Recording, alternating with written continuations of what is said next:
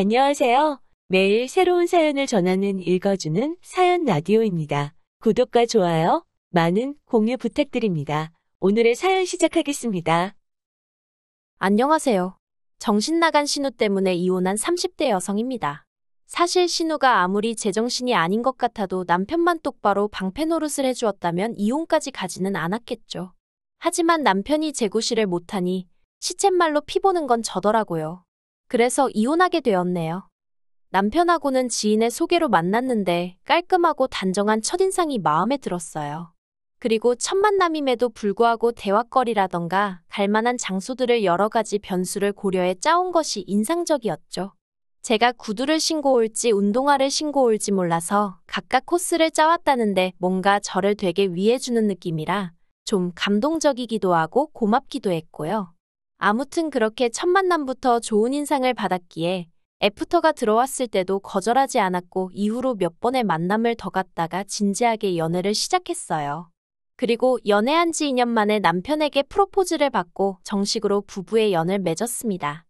남편은 일남일녀 중 차남이지만 위로 있는 신우하고는 나이 차이가 꽤 나요. 듣기로는 어머님 아버님은 신우 하나만 낳아서 잘 기르자였고 그래서 아버님이 묵는 수술이라고 하죠. 그 수술까지 받으셨는데 10년 만에 어머님이 임신을 하셨다나요. 그리고 어쨌든 계획에는 없었지만 그렇다고 생긴 아이를 어떻게 지우냐 하여 결국 어머님 나이 40에 출산을 하게 되셨는데 그게 바로 저희 남편이었습니다. 그래서 그런가 신우가 남편을 어지간히 애다루듯 했고 남편보다 어린 저에게는 어휴 말해 뭐하겠어요. 매사 정말이지 사사건건 간섭하고 참견하고 환장하겠더라고요. 처음에 결혼 이야기가 오가던 당시 시댁에서 집을 해주겠다고 하대요.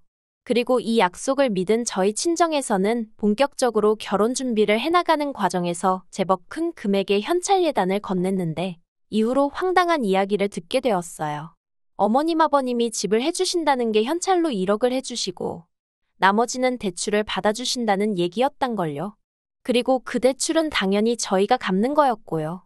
글쎄 뭐랄까 의도적으로 저를 속이신 건 아니라고 믿고 싶지만 어쨌든 저로서는 제 어리석음과 순진함을 탓하면서도 한편으론 야속한 마음이 들더라고요. 물론 그래도 여전히 남편이 저보다 많이 해왔고 그렇기에 이러쿵저러쿵 한마디도 입 밖으로 꺼내진 않았습니다. 그런데 이 과정에 있어서 정작 시부모님은 나름대로 민망해하시는 기색이 있었는데 신우가 그렇게 야단인 거예요. 어디 나가서 물어봐라. 자기 부모님 그러니까 시부모님 마냥 떡하니 현찰 1억을 내주는 시댁이 흔치 않다. 넌 참 복받은 거다. 막말로 자기가 돈 1,000원 보태주는 것도 아니면서 왜 자기가 공치사를 하는지 참으로 황당하기도 하고 우습기도 하고. 그리고 사실 이런 일에만 신우가 나대는 게 아니었어요. 제 외모라던가 지극히 사적인 부분에서도 자기가 좌지우지하려는 성향이 강했거든요.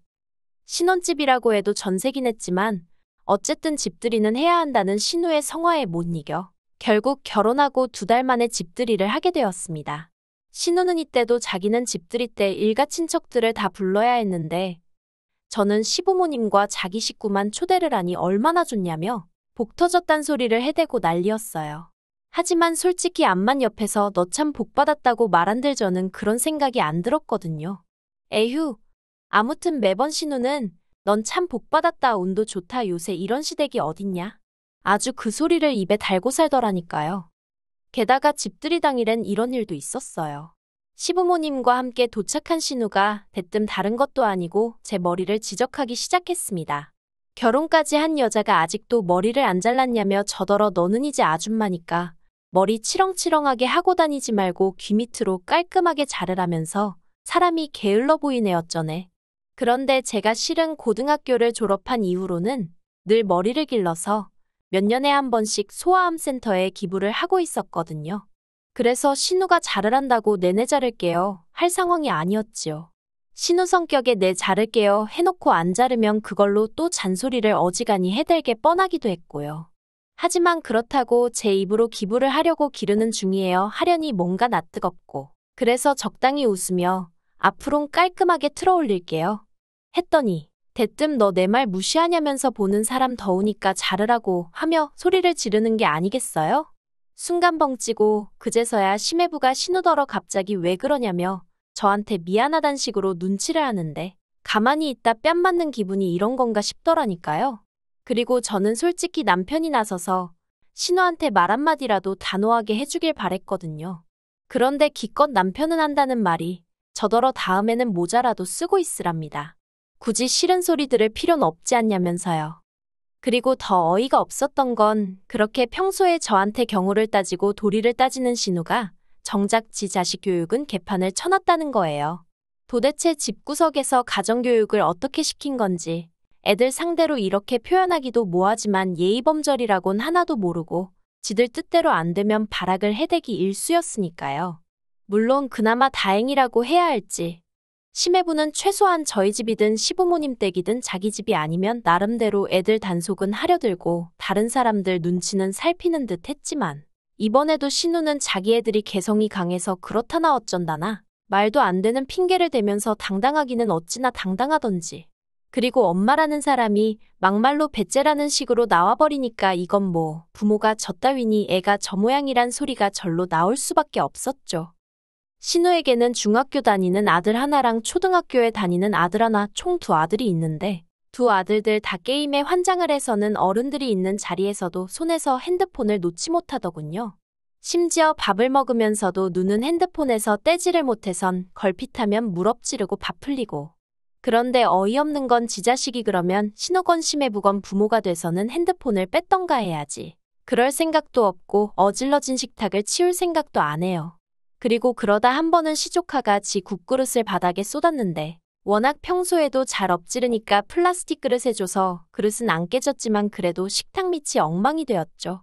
그런데 어머님이 저더러 가서 걸레 좀 가져와라 하시는 거예요. 아니 신우 심해부 둘 다 자리에 있었고 애가 얼마나 어린 것도 아닌데 왜 아무 상관없는 저더러 걸레를 가져오라 하나? 황당하대요. 그래도 일단은 가지고 왔더니 어머님이 또다시 저더러 거기 서서 뭐하냐며 얼른 닦으라는 거예요. 그래서 얼떨결에 무릎 꿇고 바닥을 닦는데 울컥했어요. 내가 왜 밥 먹다 말고 시조카가 엎은 걸 치워야 되나 싶은 게. 그래서 치우다 말고 일어나서는 시조카가 보고 있던 핸드폰을 뺏고는 직접 치우라 했습니다. 그리고는 어른들 계신 식사 자리에서 핸드폰을 하는 것도 예의에 어긋나는 일이고 본인이 어지른 건 본인이 치워야 하는 거라고 알려줬죠. 그랬더니 신우가 저더러 한다는 말이 치우기 싫으면 말지 왜 밥 먹는 애한테 잔소리를 하냐는 거예요. 그리고는 저더러 네가 뭐 선생이라도 되냐면서 왜 자기 아들한테 이래라 저래라 하냐입니다. 그러자 저도 막말로 시조카도 보고 있는 마당에 여기서 밀렸다간 꼴사납고 우스워지겠구나 싶은 거예요. 그래서 신우한테 제가 어른으로서 애한테 이 정도 말도 못하냐고 그러니까 진작에 좀 이런 건 알려주셨어야 하는 거 아니냐고 중학생이나 되는 애가 이런 예절도 모르는 게 말이 되냐고 쏘아붙였죠.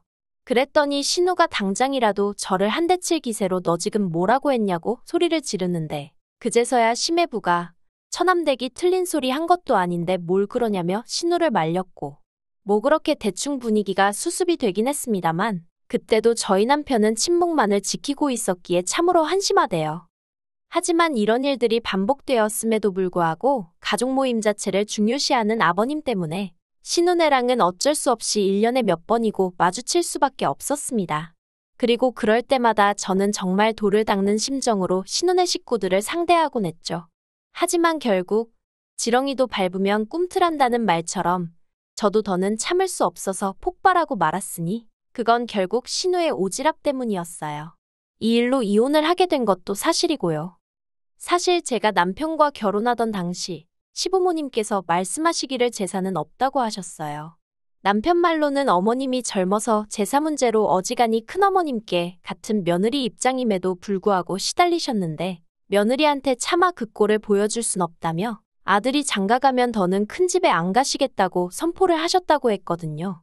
그래서 결혼 전부터 결혼하고 나면 명절 때 시댁에서 하루, 친정에서 하루 이렇게 보내기로 했었고 실제로 처음 2, 3년은 그렇게 보냈어요. 그런데 작년 추석부터 자꾸만 아버님이 다시 어머님도 그렇고 저희 부부도 그렇고 큰 집에 가서 인사도 드리고 제사도 돕고 그랬으면 좋겠다는 식으로 말씀을 하시는 거예요. 그리고 저야 당연히 내키지 않았죠. 어머님도 미쳤냐고 거길 왜 또 가라고 하냐고 안 간다고 하셨고 남편도 어머님이 거기서 시달리는 걸 보면서 자라서 그런지 아버님의 그런 말씀에 단박에 싫다고 했고요.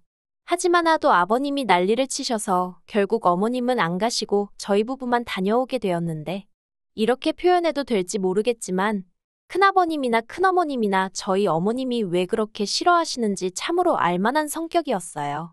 큰 집에 도착하기가 무섭게 저를 부엌으로 데려가시더니 앞치마 주시고, 솔직히 저도 그 집에 갈 때는 일을 하게 될 거라는 어느 정도의 각오가 되어 있던 건 사실이에요. 하지만 최소한 큰 집 식구들한테 인사할 틈이라도 주시고 물 한 잔이라도 주셔야 하는 거 아닌가요? 그런데 하시는 말씀이 너는 여기 손님으로 온 게 아니니까 빨리빨리 움직여라. 여자가 굶뜨면 쓸모가 없다. 네 시애미가 널 좀 가르쳤느냐. 하긴 거기도 뭐 아는 게 있어야 가르치던지 하겠지. 제가 저희 어머님과 얼마나 가까워진 사이는 아니었지만 왜 자리에도 안 계신 분을 괜히 끌어들여 한 소리 하질 못해 안달이신지 도무지 이해가 되질 않더라니까요. 아무튼 그래서 내리 4시간 넘게 부엌에서 제대로 한 번 앉지도 못하고 일만 했어요. 그리고 더 화가 났던 건 큰어머님이 자리에도 안 계신 저희 어머님은 물론이고 저한테도 말을 막 하시니 그 집 며느리들도 저한테 이거 해라 저거 해라. 물론 두 며느리 다 저에 비하면 나이가 한참 많기는 했지만 그래도 기분이 더러운 건 사실이었네요. 아무튼 그래서 그날 집으로 돌아오면서 남편더러 결혼할 때 약속한 거 안 잊었지 하니까 응 하더라고요. 그래서 나 이제 큰 집에 안 가겠다 했습니다. 연휴 끝물에나 친정에 가게 되는 것도 싫고 시댁 가서 신우한테 시달리면 됐지 큰 집까지 가서 하녀 노릇도 해야 하냐고 그렇게는 못한다고 결혼 전에 약속한 대로 하자고 했죠. 그랬더니 남편도 더는 가타부타 말은 안 하고 알겠다고 하대요. 그리고 실제로 지난 설에는 큰 집에 가라는 아버님의 말씀에 싫다하고 친정에 갔어요. 참고로 친정은 거리상 멀기도 멀어서 1년에 시댁에 10번 간다 치면 친정엔 명절을 포함해 2-3번 가는 게 전부였습니다. 아무튼 저희가 큰 집에 안 갔더니 아버님은 큰 집에 당신 체면이 안 선다고 죽어도 가기 싫다고 눈물까지 보이시는 어머님을 저희를 대신하여 기어이 끌고 가셨던 모양입니다. 그리고 그렇게 가신 어머님은 큰어머님의 며느리들하고 같이 제사 준비를 하셨다대요. 뿐만 아니라 그 와중에 큰어머님이 당신 아들들이 갈비를 좋아한다며 그걸 저희 어머님한테 하라고 시켜서 뜬금없이 갈비까지 사다가 재워놓고 오셨다는데, 그러니 결국 그 화가 전부 다 아버님한테 향하는 건 어찌 보면 당연한 일이었고 그래서 두 분이 이혼한 해만의 소리까지 나왔었거든요. 그런데 지난 어머님 생신 때 가족 모임에서 만난 신우가 다가올 추석은 어떻게 할 거냐며 이런저런 얘기를 하다가 갑자기 지난 설날에 있었던 일이 특히나 저 때문이란 식으로 얘기를 하대요. 신우가 한다는 말이 제가 착한 남편을 꼬셔서 큰 집에 안 가고 친정에 가는 바람에 어머님이 큰 집에 가게 된 거 아니냐며 저희만 고분고분 큰 집에 갔다 왔으면 그럴 일이 있었겠냐고요. 어이가 없어서 신우더러 그렇게 어머님이 큰어머님한테 당하는 동안 도대체 아버님도 그렇고 자식들은 다 뭐하고 있었냐고 물었어요. 특히 신우더러 그렇게 어머님이 안타까우면 같이 가서 좀 도와주시지. 형님은 왜 큰 집에 안 가냐고 그랬죠. 그랬더니 자기는 자기 시댁에 가지 않냐고 그러길래 아니 그러면 미리 어머님이 하실 음식이라도 같이 해드리던가. 그리고 저라면 진작에 큰어머님한테 한마디 했을 거라고 그랬네요. 그리고는 아버님한테도 그렇게 와이프가 고생을 하는데 그걸 이날이 때까지 지켜보고만 계신 것도 부족해 이제 며느리까지 그렇게 만드실 생각이시냐고 물었죠. 그리고 사실 남편도 할 말이 뭐가 있어요? 자기도 자식인데 자기 어머니가 그렇게 고생한다 싶으면 아무리 상대가 어른이어도 어머님 편 좀 들어드렸어야지. 아무튼 그러면서 제가 앞으로는 어머님이 일하시는 게 싫으시면 형님이 가서 미리 하고 오세요 그랬습니다. 남편한테도 아니면 당신이라도 좀 가서 어머님 옆에서 도와드리라고. 나는 생판남이니까 얘기할 것도 없다면서요. 그랬더니 이제 신우가 난리가 났죠. 며느리가 돼서는 자기 아버지가 그러니까 아버님이 큰 집에 가자 하면 가면 되는 거지 뭐가 그렇게 말이 많냐면서 돌아오는 추석에는 무조건 가라 나왔저라나. 그리고 저는 저대로 그런 신우의 태도가 너무 불쾌하고 화가 나서 신우더러 그쪽이나 똑바로 하고 살라고. 나는 알아서 잘하니까 신경 끄라고 해버렸고요. 그리고는 자리를 박차고 일어나는데 그때 신우가 달려들어서는 제 멱살을 잡더니 너 지금 나한테 그쪽이라고 그랬냐면서 가만두네 안 두네 난리가 났네요. 그런데 저도 결혼 전에 몇 년 동안 취미로 유도며 주짓수며 여러 가지를 배웠거든요. 그래서 저도 모르게 그만 제 멱살을 잡고 있던 신우를 비틀어 뒤로 넘겨뜨렸어요. 그랬더니 시부모님이 저더러 미쳤냐고 어디 신우를 잡아뜨리냐면서 순식간에 집안이 아수라장이 되었습니다. 아니, 신우가 제 멱살 잡을 땐 가만히 계시던 분들이 참 너무한다 싶대요. 그래서 그냥 엎어져서 울고 있는 신우랑 그 신우 달래면서 저한테 욕을 해대는 시부모님들을 뒤로하고 먼저 시댁 현관문을 나섰습니다. 그랬더니 제 뒤통수에다 대고 아버님께서 너 같은 며느리 다시는 꼴도 보기 싫다면서 2번 다시 이 집 구석에 오지 말라더군요. 그래서 내내 올해도 안 와요 하고 나왔죠. 혼자 운전하면서 집에 오는데 뭔가 후련하면서도 눈물이 났어요. 이유가 뭘까 생각을 해보니 또 아무 액션도 취하지 않고 어정쩡하게 서서 저만 바라보고 있던 남편 때문이란 걸 깨닫게 되었죠. 다정하고 상냥해서 이 사람하고는 평생 다툴 일 없이 오손도손 알콩달콩 살겠구나 싶었는데 생각해보니까 저한테만 그런 게 아니다 보니 남자가 돼서는 뭐 하나 제대로 결단을 내려주는 법이 없단 걸 느꼈고 더는 이런 인간하고는 못 살겠구나를 깨달았네요. 그래서 결국 남편더러 이혼하자 했고 이번에도 남편은 아무것도 하지 않았어요. 그저 미안하다 알겠다 그 말만 할 뿐이었죠.